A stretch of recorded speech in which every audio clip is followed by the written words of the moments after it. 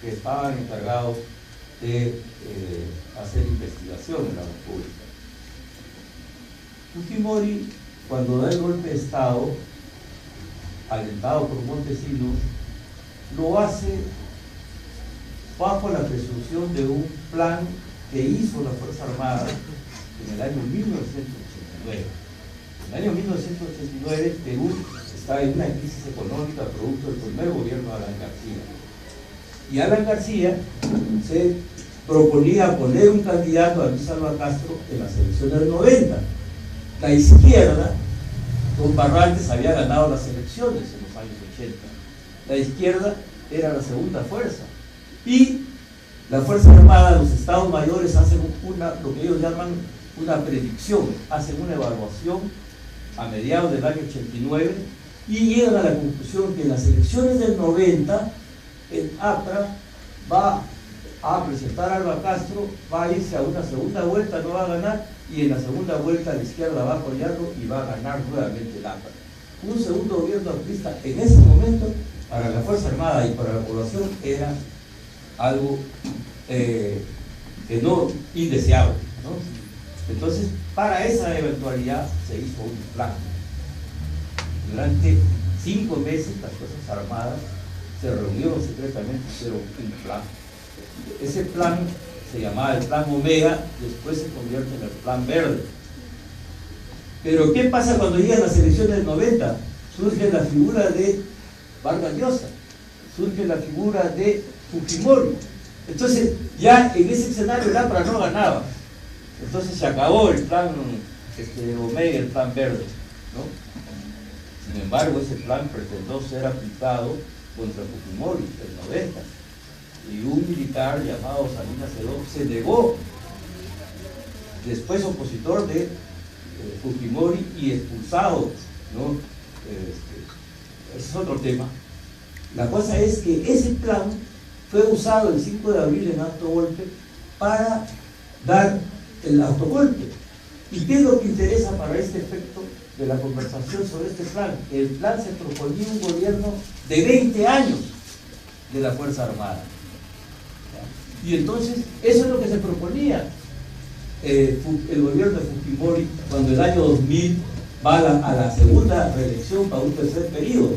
Llegar a los 15 años y después a los 20 o 25 años, ¿no? Entonces, en esas condiciones, los periodistas dijimos, bueno, ¿qué va a pasar en las elecciones del 2000?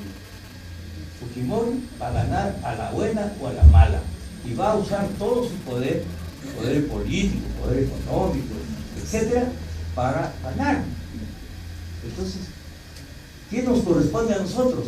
Veamos cómo va a ser, de qué manera va a actuar contra las leyes, contra la Constitución, va a usar el dinero, va a usar los programas sociales, ¿qué va a hacer para poder asegurar la reelección?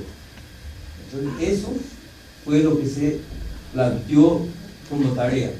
Sobre esa base se comenzó a pescar, a ver por dónde va a hacerse un fraude, por dónde va a usarse el poder del Estado para esta segunda reelección. Entonces, una de las cosas que hicimos fue comenzar a visitar a todos los grupos de campaña política, ¿no? Buscando por dónde podría por ahí venir información. Por varias vías comenzamos. Por el lado de el grupo de campaña del alcalde Alberto Andrade, que postulaba también el año 2000, encontramos un dato.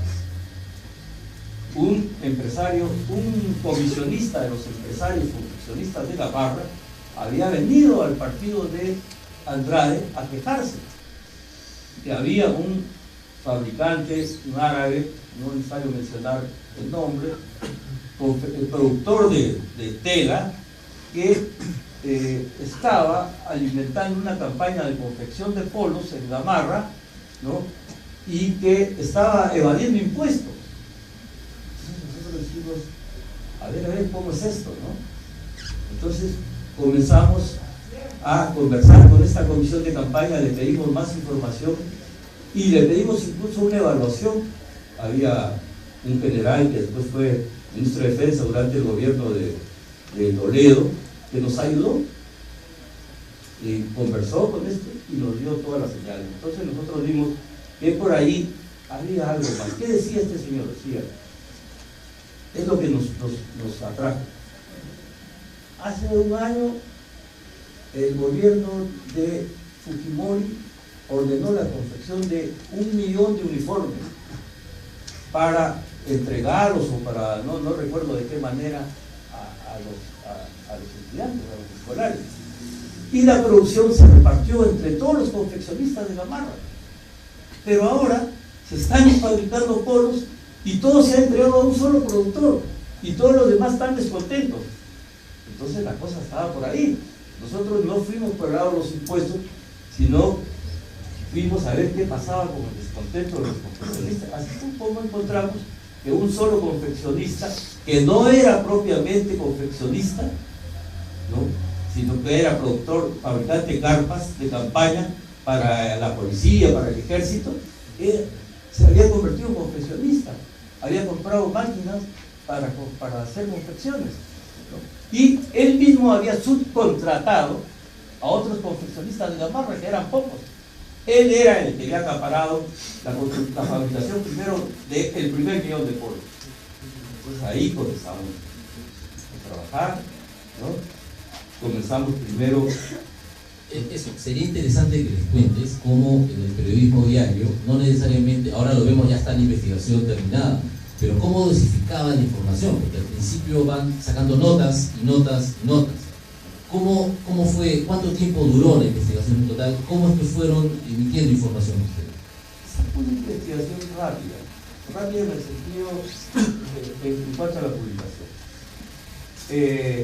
La investigación misma debe haber durado un mes de evaluación del informante y un medio mes de observación de toda una zona de Gamarra para ver, identificar los lugares de fabricación, etcétera, ¿no?, dónde se guardaban los polos, ¿no?, quiénes los repartían, todo eso. Así como fue como nosotros descubrimos que los polos eran confeccionados por un solo productor. Este productor era un proveedor del Ministerio de Defensa, del Ministerio del Interior, del Servicio de Inteligencia. Entonces ahí ya, luego descubrimos que todo eso se guardaba en unos almacenes en la Avenida México. Y luego descubrimos que de esos almacenes venían unos camiones container y lo llevaban a un lugar que no se sabía dónde. Entonces pues, comenzamos a seguir a esos containers. Nosotros trabajábamos 2 equipos. El diario nos apoyó. El señor Momellona era una persona con mucho olfato para esto. Nosotros le pedimos y nos apoyó. Teníamos 2 vehículos, teníamos 2 equipos, teníamos 4 reporteros y 2 fotógrafos, ¿no? Entonces, a lo largo de 2 semanas y media logramos identificar todo, y entonces lo más importante fue que identificamos al que financiaba la campaña. Hubo un concurso para deshilachadora en una de las fábricas estas.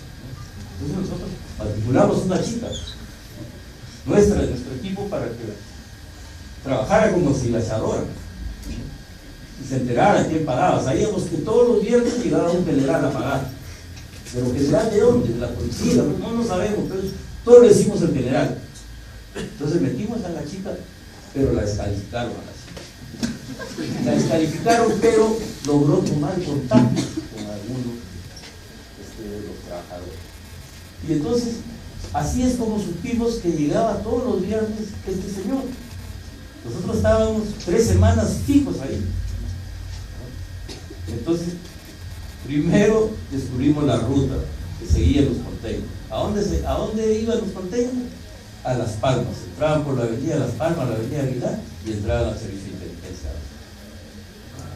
Entonces nos fotografiamos de toda la ruta, y un reportero nuestro, con mucho riesgo, lo fotografié en la propia Avenida Aguilar, la propia Avenida Aguilar, Avenida Las Palmas, y doblando al 5, ¿no?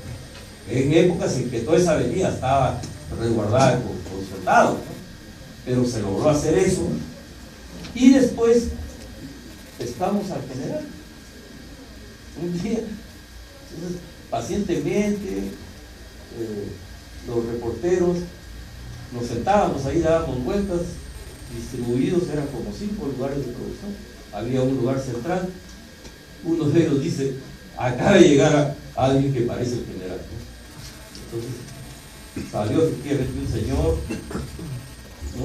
Con terno, su saco acá, sin saco, lo esperaba una camioneta. Nosotros habíamos fotografiado todos los vehículos sin placa, manejados por civiles que eran policías, ¿no?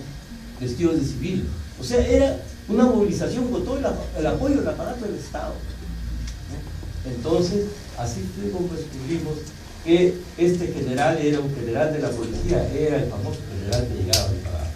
Lo fotografiamos, en las noches nos íbamos al diario, revelábamos la foto. ¿Qué general es?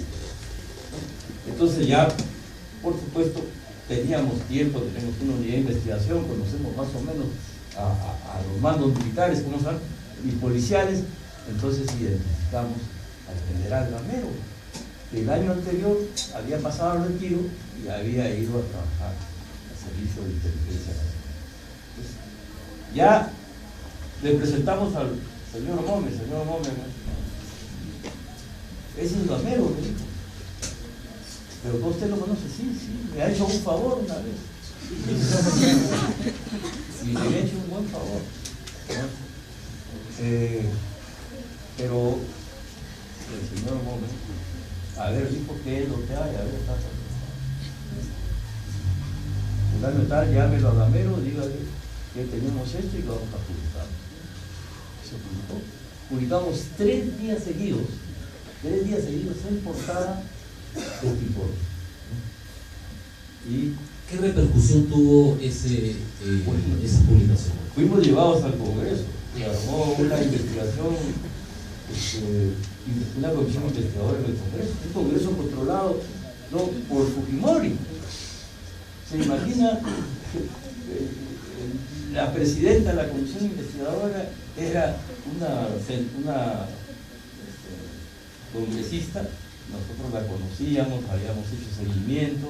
Este trabajo nos llevó a redes en las que tú trabajabas, tú conversabas con un militar y de repente el militar era agente de inteligencia, así como Arrieta. Trabajar en la policía el año 90, cuando todavía ni siquiera existía el Grupo Molina. El Grupo Molina se forma en el 91, a mediados de año. El año 89 había una señorita que ayudaba ahí, que trabajaba, era Mariela Barreto, la famosa agente que después es decapitada y fusilada por haber entregado información. En el año 1997 ocurrió eso, acusada de haber entregado información al diario La República sobre la investigación del túnel. Esas son cosas muy fuertes. Antes de entrar al túnel, imagino que los estudiantes acaban de escucharte hablar de Quito. Tú escogías la gente con